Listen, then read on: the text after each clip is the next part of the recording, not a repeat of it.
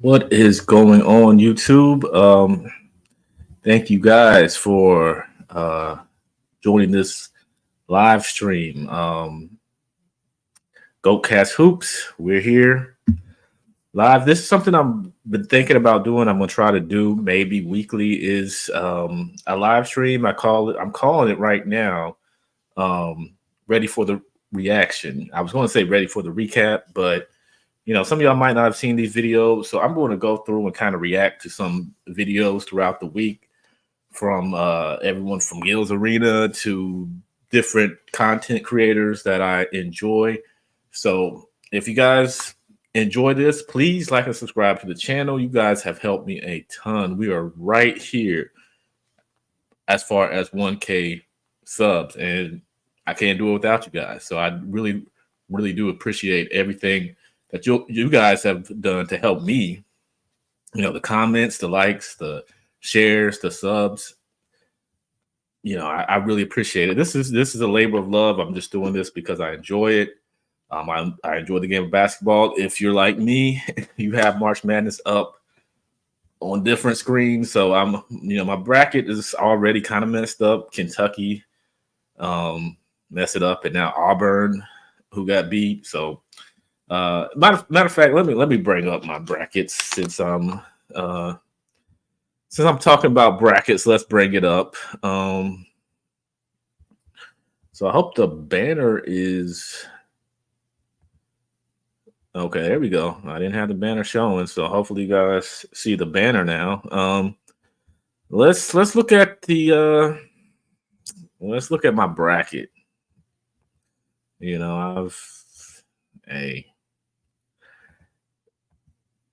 can't follow all of college basketball because it's just so much. And cheap plug, I have a video out now about how the NBA can learn a lot from March Madness. Check it out on my page. Please check my the channel. You can check the channel page, or you can just check GOATcast Hoops. But yeah, I'm just talking about the things that the NBA does well, things that March Madness does well that the NBA should kind of, formulate their going forward, their presentation of the league, of the NBA, of the association, similar to that. So here's my dashboard. I got like 4 brackets, and the one doing the best. These two I think I took time to actually like this one. I picked Carolina. I'm a Carolina fan. I'm not gonna lie. This is the one I put the most effort in, even though Carolina's not going to win, but I chose them. Can't go against my team. This one was completely random. I just completely randomly picked teams. I just told it to autofill. So doing pretty good for autofill. And this last one, I don't know what happened. I must not have really tried at all. I think I just said random. I did one random. I did an autofill where I guess it picked all the top seeds. And then I did the one with Baylor winning, which I do not feel strong about that at all. It was kind of randomized too. I don't remember. I think it was based on something like weighted something. So I did that, and yeah. So my bracket is not bad. I mean, it's not bad. I can. I'm not going to look through them. 89.2%, pretty good for. Let me check my Carolina one. Carolina won. ACC is doing well. I'm from the ACC area, and I'm glad that Carolina State, Clemson, not so much Duke, but I'm okay with the other 3 teams winning. But it shows we got the best conference. That's well known. Man, this bracket is so messed up because I had Kentucky going far. It's really, really bad. So wow. Yeah, so I don't even want to show no more because this bracket is looking suspect. Yeah, and that's my fault. So hey, You know how it goes. But tonight, as I said, let's stop sharing that. We're going to react to some different content and content creators. And I'm going to link to all of those videos and all of those different channels once this is over, so you guys can check those out. So I'm not taking credit for this. I'm just, basically just giving my reactions to some of the things they're saying. Of course, the big news this week that didn't get covered as much as I thought it would was LeBron James and JJ Reddick starting their own podcast, Mind the Game. They dropped their first episode. It was kind of, it was pretty quick. So I guess this has been kind of in play for some time, and they just was like, yeah, we're dropping this on them, and we'll see what happens. So yeah, they dropped their first episode where they covered many topics. I'm gonna talk about one of them here in a second. But I'm gonna give my thoughts on LeBron starting a podcast. We've seen, he had kind of similar to a podcast. He had his little show, I believe it was on HBO, The Shop, and where he talked about different topics. That's where he regarded himself as the GOAT. That was one of the episodes and moments that kind of lives in infamy for LeBron James. But I thought it was cool. It's always nice to see a player's perspective of the game, or hear a player's perspective of the game. And, somebody as iconic as LeBron James, we hear,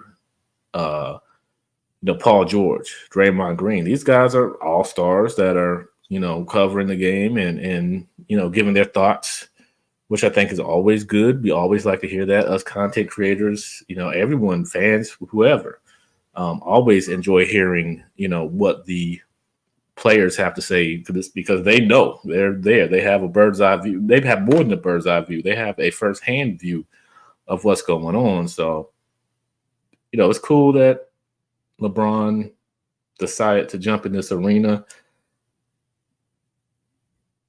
LeBron does things strategically, and it's kind of odd that he's decided now is the time to do a podcast. The season's almost over. We're heading into playoffs or play-in for, them. It's a little weird. That's all I can say. It is a little weird that they decided to do that. I'm not sure. And it's very interesting that he chose JJ Reddick as his co-host. Reddick, he is very opinionated when it comes to basketball. He feels like he has some gospel opinions because he's played it and he's studied it and all of that.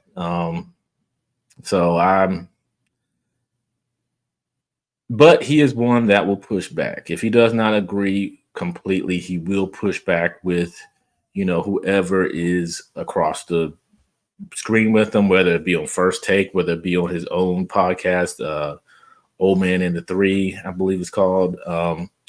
He's not against pushing back, even if it's a great player, even if it's an iconic player, iconic time in the period in the NBA.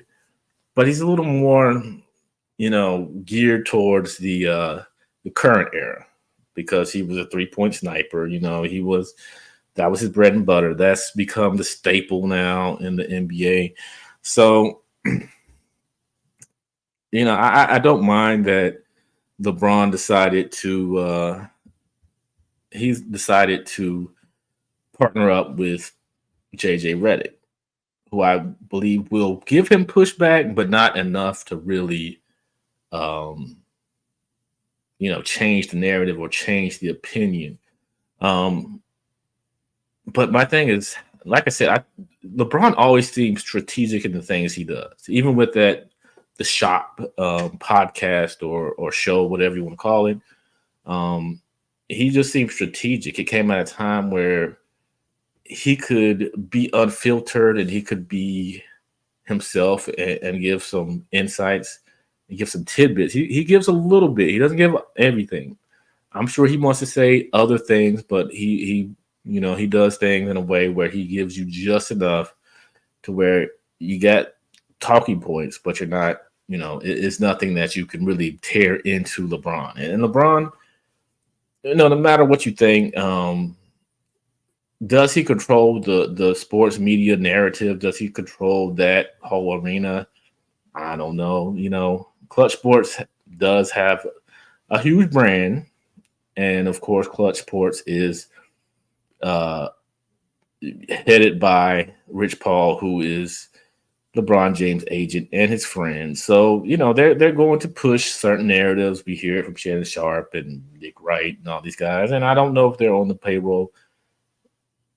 I think it's been confirmed Nick Wright is, but, we all have our favorite players, and we all have those people that we get behind. But I just think this is a weird time for LeBron, because I feel like I felt like he was going to do a podcast, and he was going to do one when he could really let loose. But I think now, since he's still affiliated with the NBA and with the league, he's got to be a little shackled. He's got a leash on him a little bit. I would think that once he's retired, once he's able to really just, he separates himself from the league, he can really go in and really talk about the things he wants to talk about and really give his own thoughts. So, excuse me. I thought it was weird, but let's hear some of and react to some of LeBron James and JJ Reddick's thoughts when it comes to. No, this is a segment from his show, and they're talking about influential players. A few things there. So, like with the 3-ball, we've seen it so often now. No lead is really safe. No. Think back to early in your career. I came in the league in 06, 07. I played no minutes my first 2 years. Yeah. But you know what? And just so y'all know, I may not play the entire clip. I've got, I don't know how many minutes of this, but we might not go through the whole clip. So just letting you guys know. Had a 19-point lead going to the fourth, I might get all 12 minutes of garbage time. For sure. People would clear their benches. Yeah, for sure. This was 15 years ago. For sure. People would clear their benches with a 17-point lead in the fourth and 9 minutes to go. For sure. You can't do that anymore. You can't do that anymore. You know why? Because I believe in 08, 09, or whenever that little light-skinned came in the league, that's in Golden State, he changed that whole narrative. He did. He single-handedly changed the no lead is safe. It's like Pat Mahomes right now. It's interesting you bring up Steph, because I think there's Love that guy, a long history of Steph. Great players that have impacted the game. Mm-hmm. And you can see a lineage between different skill sets, right? Michael to Kobe, right? You can see that. Yep. I don't know that there's been a player that has influenced the game more than Steph. And you can certainly point to like Harden for sure in that era, Damian Lillard for sure, but you're right, it started with Steph. When it comes to influence, since I've been watching the game, the most influence on the game, and obviously we know what Mike did for the game. Sure.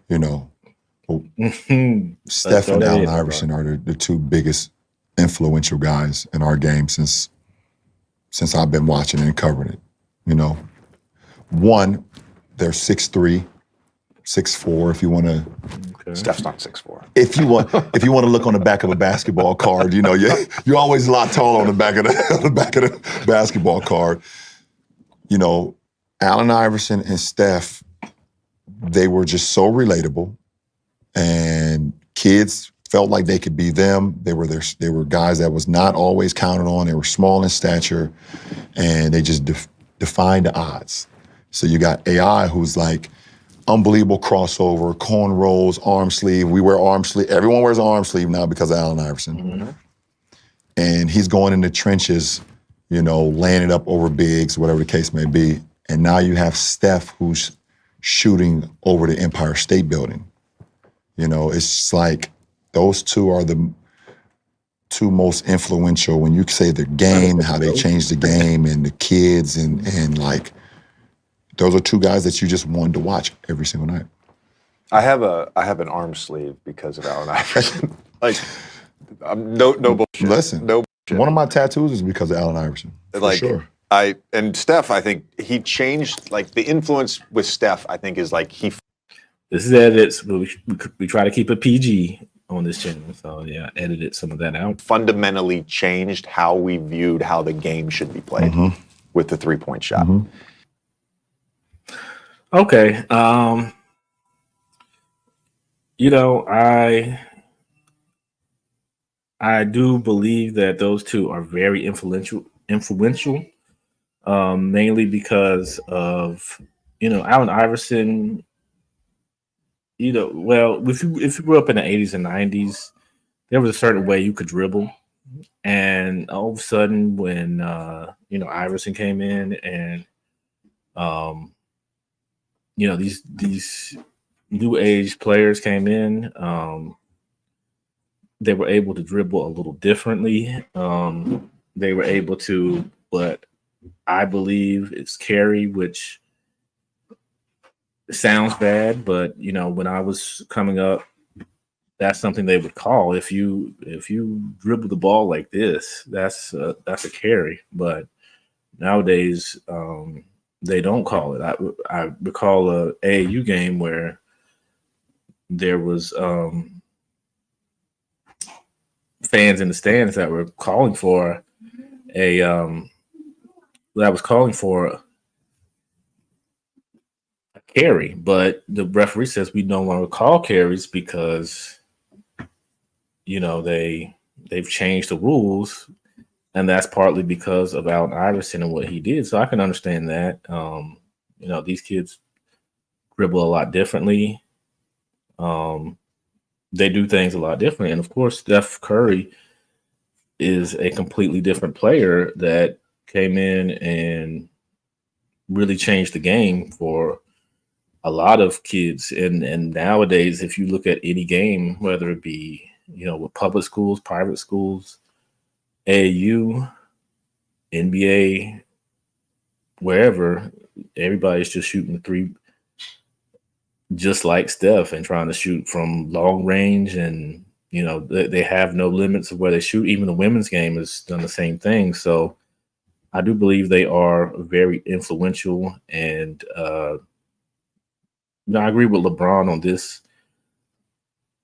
He kind of glossed over Mike, but not everybody can be 6'6". Not everybody can be as tall as Michael Jordan and Kobe Bryant and these guys. So it's harder to mimic what they do. I mean, you can mimic some of the things they do on the court, but it's a lot harder because those guys are bigger than guys. They're even especially back then, because Mike was a tall and big guard. So what he did was a little different than what most guys in his position were doing. So, it's not easy to be like that, even though he had the whole jingle and everything to be like Mike. But, I do agree with LeBron. And I think that their podcast will be,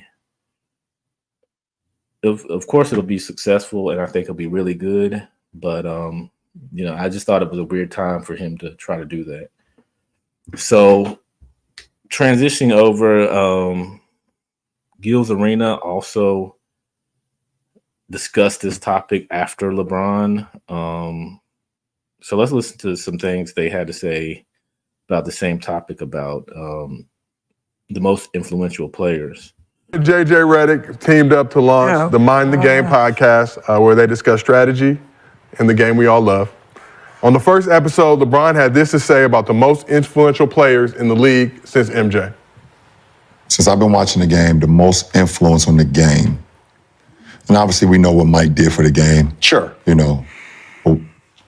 Steph and Allen Iverson are the two biggest influential guys in our game since, and they just, those two are the. Enjoying the clip what the most. What did you say? You always go to me first.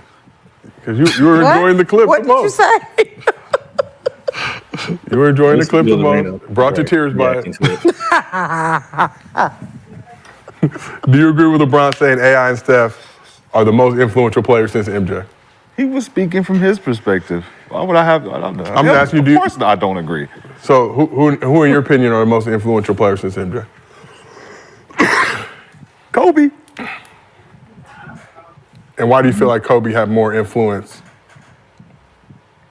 than those two gentlemen? Well, I mean, since Mike, he won 5 championships and willed his team to victory after victory after victory, and never left the Lakers and Nike, and going through trials and tribulations and overcoming them, and being a family man and giving back to the game as a teacher, coming from a student, becoming a master. I mean, going over to China and doing what he was doing in China, and the women's game, and having daughters and trying to influence that side. Man, I mean, I just, you know, like I said, people gonna have their own perspectives of who did what. Kobe Bryant transcended a lot of things. And Allen Iverson came in, that was my favorite player starting off. Like, there was nobody else. And I grew into becoming a student of Kobe Bryant, but influence-wise, seeing how his signature shoe came about, and then how it went to a whole nother level. Everybody's still wearing them, still copping them, colorways and exclusives and limited editions and statues. And I mean, he won an Oscar, books. I mean, the inspiration, the motivation behind everything that he do, I just feel like Kobe's different. Yeah. Mm-hmm. So Kenny, do you agree or disagree with LeBron saying that Steph and AR are the most influential players in the league since MJ? I agree. You have more people walking around this earth that their size, right? People don't know Steph 6'2", 6'3". They don't know that, right? Just because he's skinny, right? People didn't know that coming in. So there's more people that can relate to size, guys their size and stature, and you had just a generation of hoopers with the Allen Iverson influence that influenced, right? A whole generation of hoopers from just being him, right? You can be nice at the game of basketball, but you don't have to conform to this corporate way of doing it. And including myself, a lot of us can relate to that. For the game of basketball, yeah. Because you can relate to, you can relate to those guys. Like, I understand what, McCants is saying, but, when you're talking about relating to somebody, it's not about their career itself, right? So championships, that doesn't have a factor into it. Like, more kids can be Steph Curry and AI versus being a 6'6" dude that can jump out the gym, right? When you're talking about a little kid, right, looking up to somebody. Yeah, they can see the dunking and stuff, but they can relate to just going out there shooting threes or dribbling around, doing a crossover. So the move they learn first will be AI's move and, Steph Curry's, chucking the three up, right? That's what anywhere from 8 years old to the day you can dunk, and most of those guys, so basically all the white community, they can be Steph Curry, right? All of them can be Steph Curry. So when you're talking about more kids want to be a dribbler and a shooter over someone who can jump and dunk. Okay, I was with Gilbert Arenas and everyone until he said that. He didn't have to throw that, the white kids or whatever. He threw that in there, and I think that was, Gilbert likes to kind of troll in some capacity. He really does like to talk about the game in a way that makes certain time periods and certain people superior.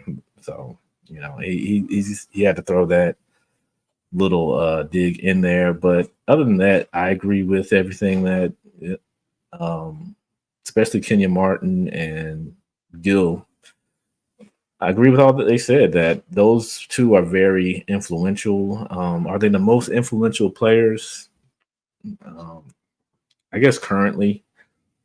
I guess there's not a lot of people trying to play like Kobe or Michael Jordan because those guys have been away for a while, but so has Allen Iverson. But what he added to the game was a lot different than what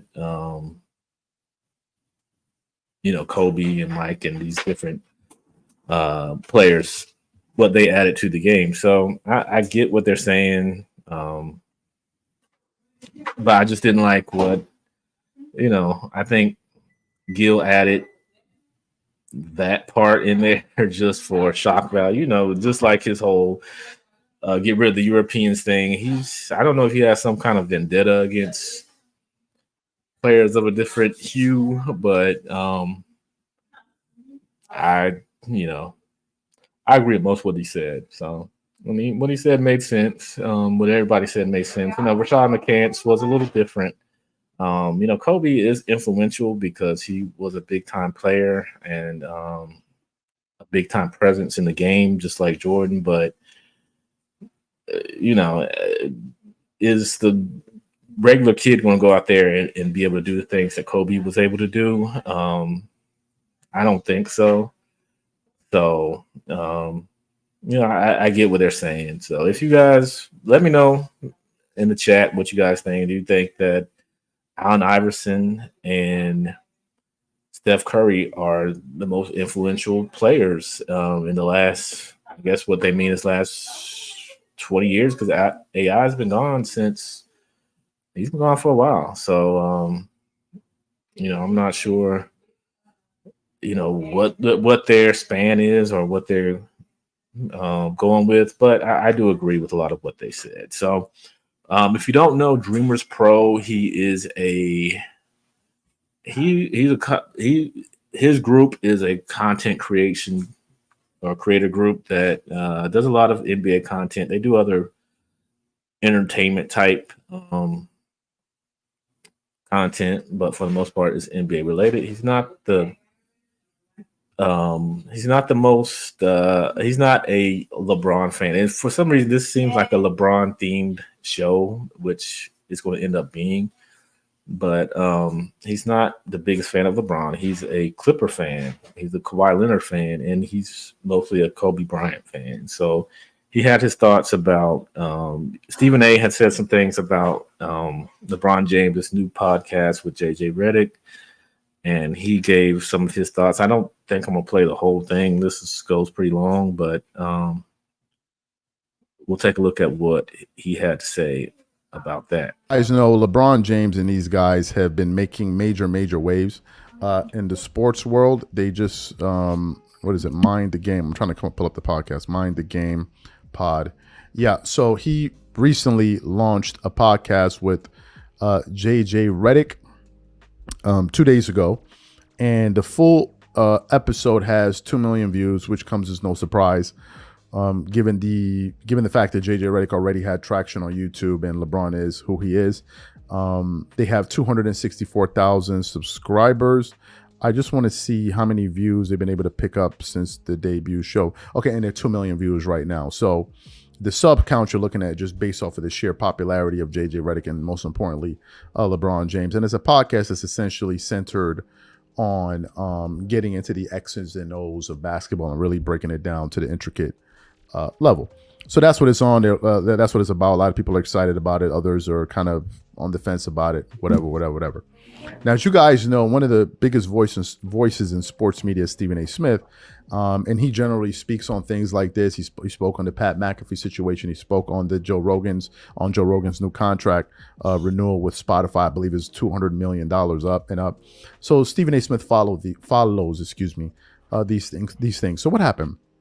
Came across a clip of him on his show, the Stephen A. Smith show, where he was reacting to this news of this new podcast. So as he was going through it and talking about why it was great, he then brought up a particular angle that I had not really considered, if I'm being totally honest with you.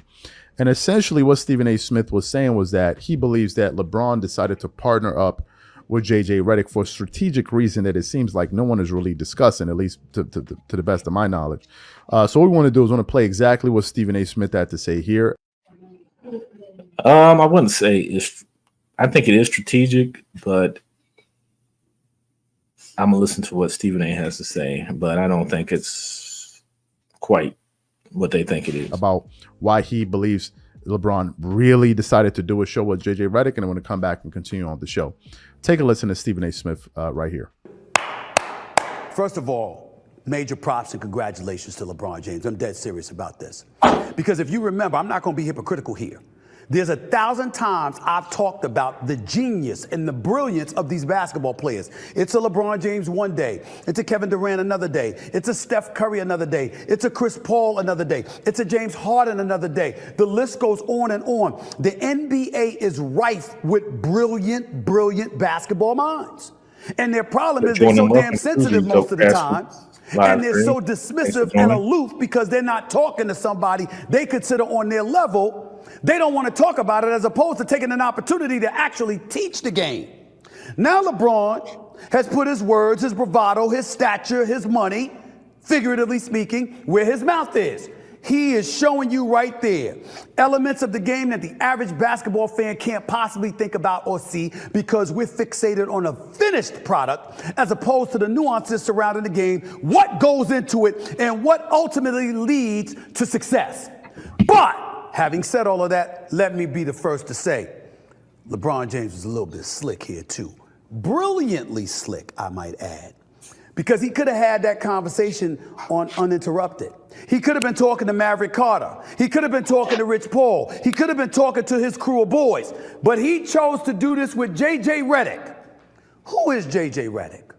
One of the great shooters in the history of the game, who had a 15-year plus career in the NBA, who is now a color commentator, a part of the A-team with Mike Breen and Doris Burke on ABC and ESPN games, who's also a contributor to my daytime job, First Take, along with other shows, not to mention the fact he's got his own podcast, The Old Man and the Three, which is very popular. So what happens is when you get with somebody like a JJ who knows the game, who's a brilliant basketball mind, but can be a bit truculent or acerbic at times when somebody he believes is ignorant is in his face talking about the game, to have a voice like that serves LeBron in a multitude of ways because it provides him cover from the regular discourse that would serve to criticize or sully his name in any way because he don't want to do it.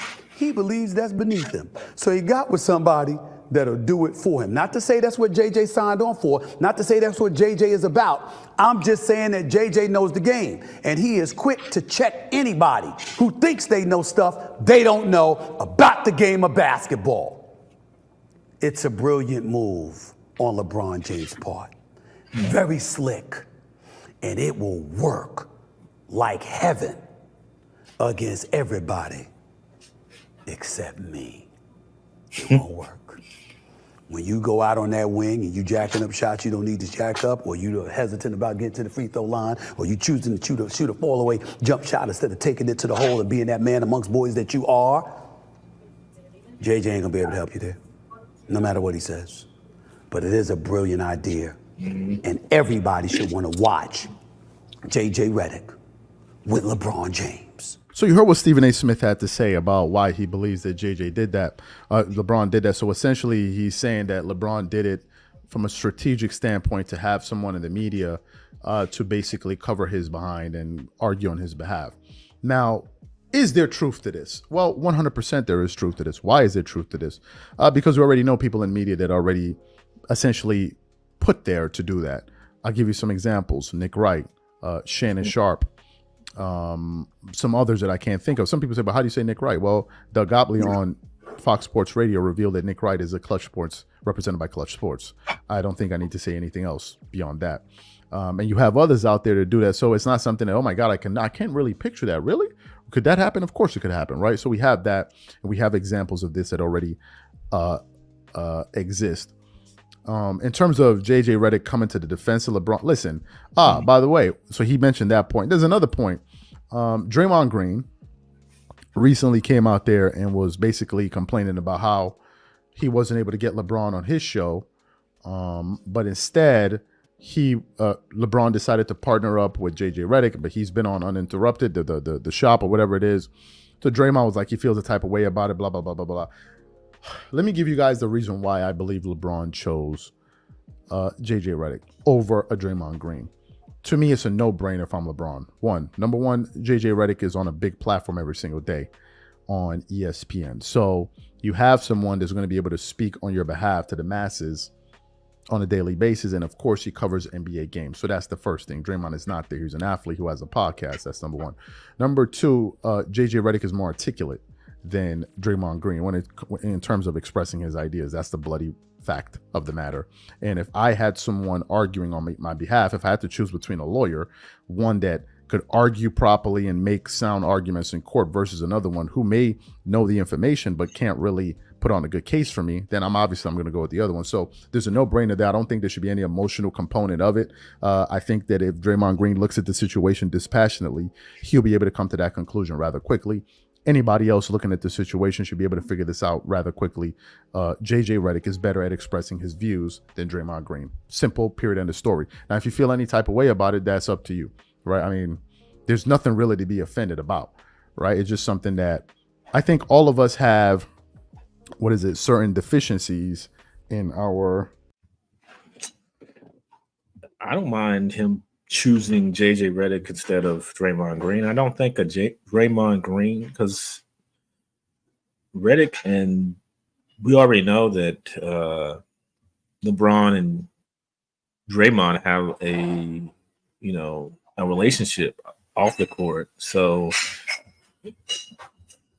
a buddy podcast is probably, especially for LeBron, that's what they expect. They expect him to get somebody that's going to, always, be on his side, or that will always push his narrative. And I don't think JJ Reddick is that type of person where he's going to, he's going to necessarily, back LeBron on every single topic. He'll probably back him on a lot of stuff, but I think he will push back some. I mean, it is their podcast, so I feel like he'll feel like it's in some ways 50-50, even though we know it's not. LeBron is the main participant in that podcast. JJ Reddick is just a moderator, or whatever you want to call it. He's just a host. But yeah, I mean, I don't think the pairing of Draymond and LeBron would have worked, because everyone would feel like they're best friends. So, I don't agree with some of that. Some of us have certain deficiencies in our arsenal, right? And certain things you got to work on. For example, for me, I wasn't always as articulate as I am today.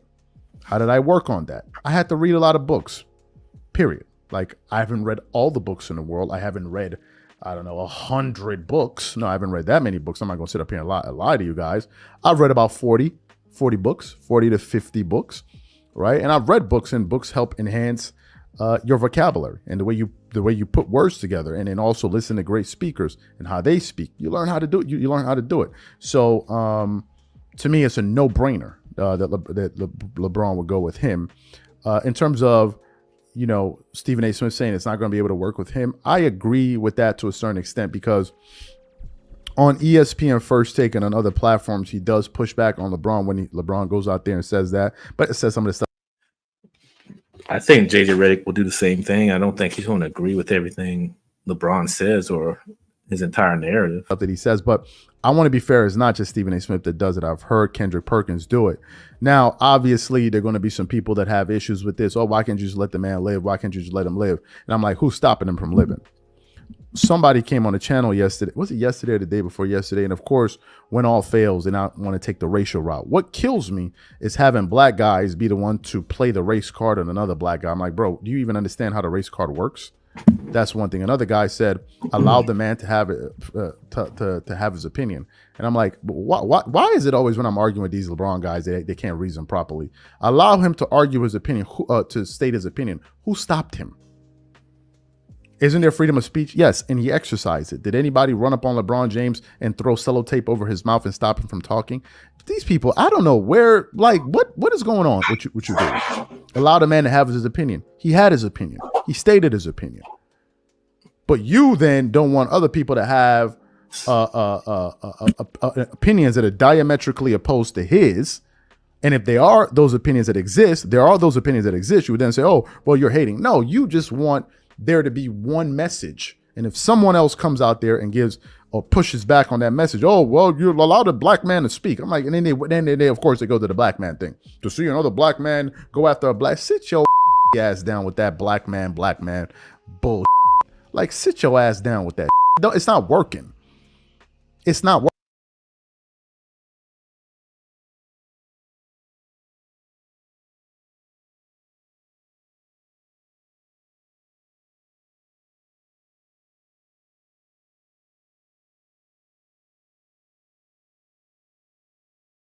Sorry, he's I was going to stop it there.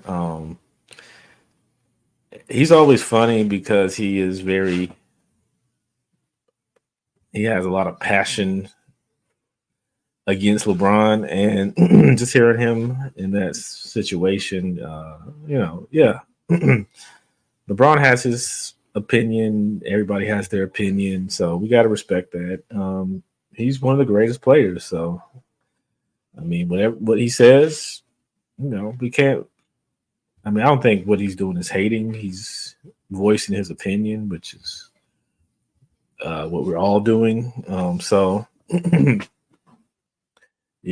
don't have any issue with LeBron having his own podcast or DreamersPro being against what he says. So, I mean, it's a give and take. That's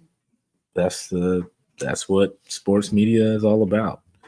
So we're going to finish this up with a video from Skap Attack. If you don't know who that is, he's been featured on Jason Whitlock. He's a pretty big NBA content creator on YouTube, and he's very anti LeBron James. So he had this video. It was called Overrated. Where he's discussing some of the narratives on LeBron. So we're going to play that and react to that, and we'll finish up there. LeBron propaganda machine has been working overtime as of late, likely as some thinly veiled tactic to distract us all of the very credible looking ongoing reports pertaining to the stories connecting James to performance enhancers. Quick, everyone, don't look at those reports over. Yeah, he's been one of those pushing the whole LeBron on PED stuff. That was brought up by Kevin Garnett.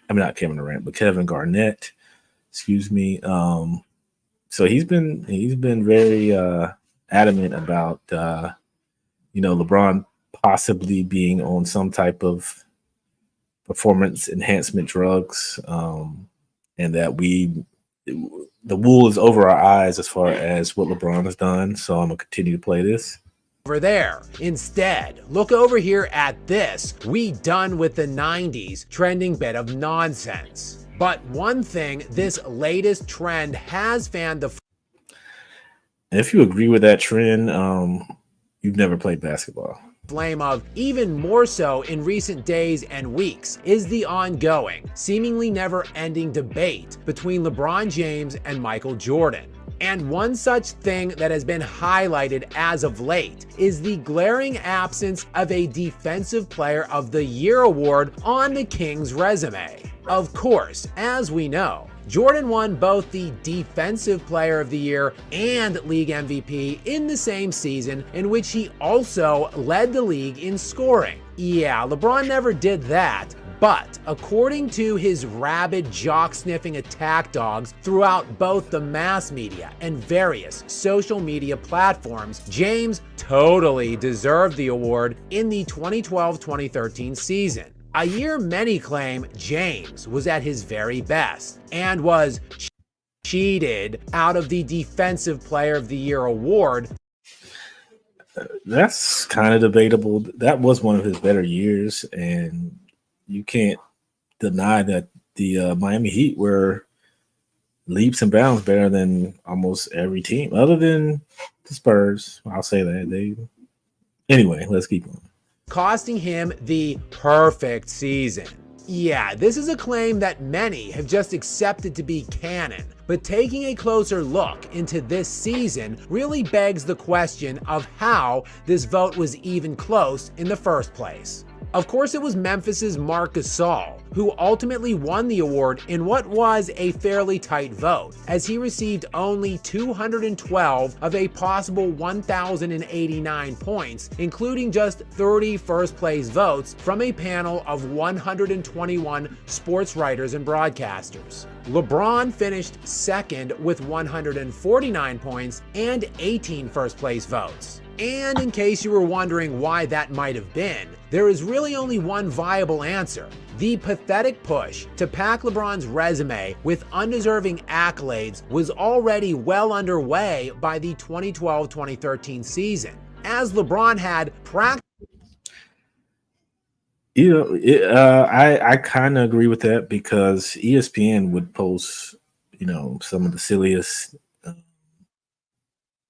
accolades for LeBron, where it's like, who would even think about that? Who would even really be proud of something like that? Like, he had the most points in the fourth quarter at 3 minutes, stuff like that. So I get what you're saying. Practically no case whatsoever for that award that year. He was, after all, on the Miami Heat super team juggernaut. So while they did have the top, I don't like the term super team, and I'm gonna talk about that this week in a video. So yeah, we'll discuss that. Record in the league, posting a 66-win campaign. The only remaining question is, so what? That's exactly what they were supposed to do. Memphis, on the other hand, had a 56-26 record with about as limited of an offensive roster as you can possibly imagine. The Grizzlies' leading scorer that season was Rudy Gay, who averaged only 17 points per game, but he only appeared in 42 total games on the season, making their qualified leading scorer that year Zach Randolph, who averaged just 15.5 points per game. What? Yes, you heard that correctly. A team won only 2 games fewer on the season than the Parker, Ginobili, Duncan, and Kawhi Leonard Spurs, with Zach Randolph leading the team in scoring at 15 points per game. And you might be wondering just how exactly that Grizzlies team was good. They beat that same Spurs team without Kawhi in 2011. And the Spurs were a 1 seed and they were a 16 seed. So they kind of matched up very well with those Spurs teams. So exactly they did that? Well, their defense, of course. The Grizzlies led the NBA in points allowed that season at only 88.7 per night. Can you wrap your heads around this premise, kids? A team holding other NBA teams in the 80s per game for an entire 82-game season. Hell, that's basically a halftime score these days. Anyway, it was Marc Gasol who anchored that defense. Memphis had a plus 7.5 score differential with Gasol on the court versus a minus 3.9 when he was on the bench. In addition to that, Gasol ranked very highly in the advanced metrics on the defensive end, as he finished 5th in net defensive rating, 2nd in defensive win shares, and led the league in defensive box plus minus. And LeBron, you might be wondering? Yeah, well, he finished 8th in defensive win shares, 5th in defensive box plus minus, and 49th in defensive rating. Yet we are routinely inundated with the lie that LeBron got cheated this season. Yeah, when you break it down like that, LeBron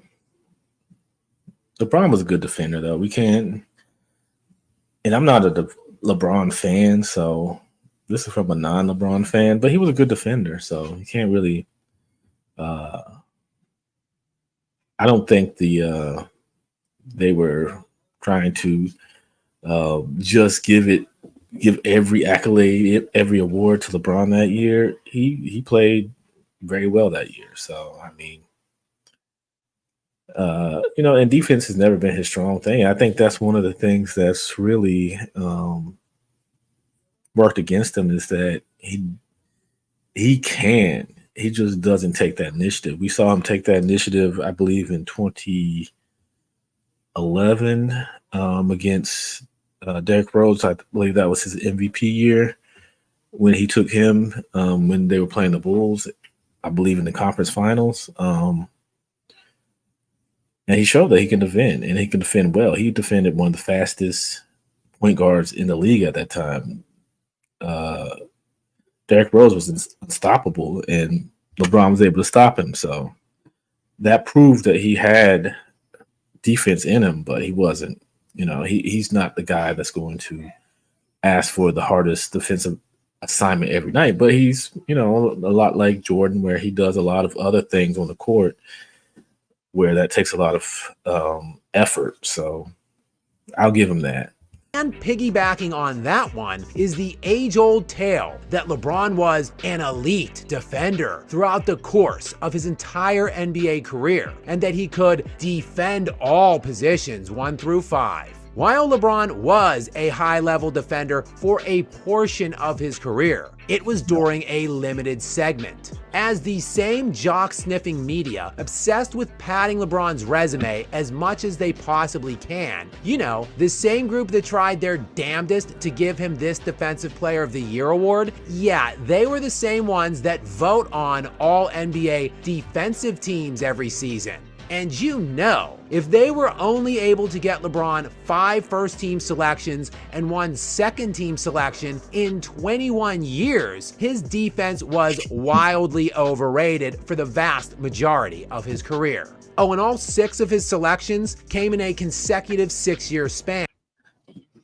Yeah, it is kind of odd that someone like Gilbert Arenas said that he didn't mind, or he actually liked when LeBron guarded him because he knew he was going to get to the basket. That's kind of telling of LeBron's defense, even though Gilbert Arenas was a very fast guard and LeBron is a small forward, a big small forward, but that's very telling.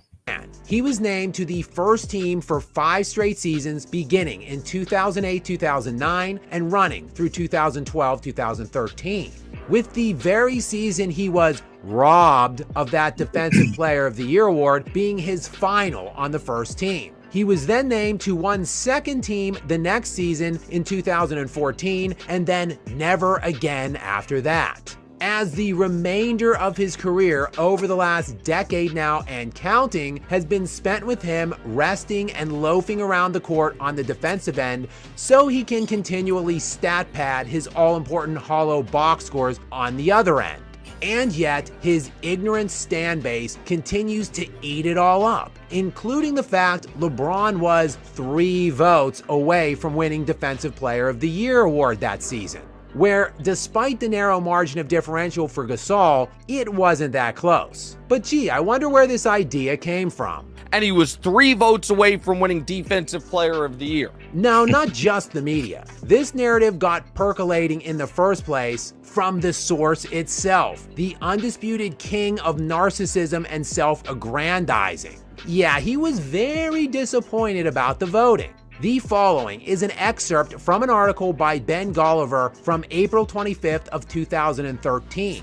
Quote, Thunder center Kendrick Perkins publicly championed teammate Serge Ibaka, who finished third. Spurs guard Manu Ginobili stood up for teammate Tim Duncan, who finished sixth. And now, one of the league's most influential voices has spoken up on behalf of himself, of course. And LeBron went on to be quoted in this article saying, as it pertained to the voting, quote, it sucks, it sucks, it sucks. And we saw as recently as 3 years ago, the self-proclaimed king and GOAT, who has been giving himself undeserving titles for years, was still harboring some ill will towards Gasol. Mark has my Defensive Player of the Year trophy at his house. So just be sure to put all of the fairy tales of this perceived elite defense that LeBron has played throughout his career in the proper context, like all of the other wildly overrated and embellished accomplishments in the King's treasure trove, which, as has always been the case, will remain light on the hardware that really matters. Okay, that was a really good piece by Skap Attack. Like I said, I think LeBron is a solid defender. I'm not going to sit here and say he's a bad defender. But the fact that he said that Marc Gasol has his, and I'm sure he was just joking because he's played with Marc Gasol. So he knows Marc Gasol is a solid defender and what he brings to any team. So I feel like that was, just kind of tongue in cheek. But, LeBron, I'm anti-LeBron, but I'm not going to take any of his accomplishments away because that's not how we do it. I'm more of a Jordan fan, but, I'm never going to say LeBron didn't earn the things he earned because we see it in real time. He's earned everything. So, Skap Attack, he's not the biggest fan of LeBron, so you can expect exposés and videos and analysis like that. But I enjoyed it. I mean, I think he gave some good insight because I really didn't know that about Marc Gasol and those Memphis Grizzlies who were, like I said, in 2011, they were the A seed. They took down, I think in 6 games, they beat my San Antonio Spurs. I'm a Spurs fan, and they beat us kind of with ease, and they had our number from that time. I think that was the grit and grind or grindhouse Memphis Grizzlies with Zach Randolph, Tony Allen, Rudy Gay, Marc Gasol, Mike Conley. They just had the Spurs number because, like I said, they matched up with them very, very well. So I'm not going to take anything away from them, and Gasol earned it. I mean, that team was locking other teams down at a time where we were making that transition from 2000s, early 2010s to what we see now, where the 3-ball and all of that, the free-flowing offense was, it was still there, but they made it hard for teams to score because they had some great perimeter defense and great interior defense. So, that's going to end tonight's live stream. I'm going to try to do these when I can on Fridays, maybe just react to different videos. If y'all have videos that you create yourself or, somebody else, or some that you would like for me to kind of listen to and kind of react to, please put them in the comment section. Like I said, I appreciate you guys for continuing to subscribe and support the channel. And as I said, hopefully I can do this more often. But please also check out the GOATcast podcast on my other channel. Myself and Big Nige, we try to bring you content every week. We've kind of been out of whack this week because of March Madness. It's not a whole lot of NBA news going on, so we kind of drifted this week, but we'll be back fully next week for some more content. And I do have a video dropping tomorrow, hopefully early, about Kareem, so please check that out. And we're going to go ahead, and we're almost an hour in. We're going to end it here. once again, thank you guys for your support. And please continue to support. We're trying to grow. We're, like I said, we're right here. We're on the cusp of 1,000 subs. So if you enjoy this content, please subscribe. And I hope you enjoyed this live stream. You know, it was kind of, you know, I had a lot of clips. I had a lot of video footage, a lot of audio clips. I hope you enjoyed what they had to say. And, you know, I just kind of try to react the best way I could. So we're going to end this here. We're an hour in. And I thank those that have watched, that have come to watch, and those that will maybe watch once this is on